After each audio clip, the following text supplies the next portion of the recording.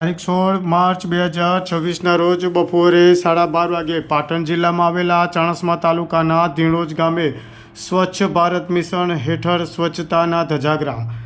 ચાણસ્મા તાલુકાના ધીણોજ ગામના બગીચા તળાવ વિસ્તાર આજુબાજુમાં આવેલા ધાર્મિક સ્થળોના મુખ્ય પ્રવેશ દ્વારની બાજુમાં કચરાના ઢગલા, પ્લાસ્ટિક મોટા પ્રમાણમાં ઠાલવવામાં આવતા રોગચાળો ફાટી નીકળે તેવા દ્રશ્યો જોવા મળ્યા હતા.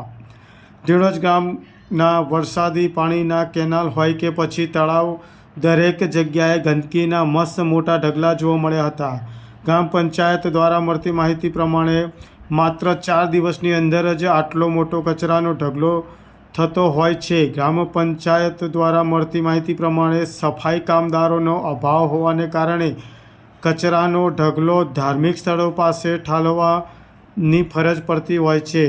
કચરાના ઢગલામાં પ્લાસ્ટિક હોવાથી ગાયો ત્યાં ચરવા આવતી હોય ત્યારે પ્લાસ્ટિક ખાય અને કોઈ ગાયને નુકસાન કે મૃત્યુ પામે તો તેની જવાબદારી કોની?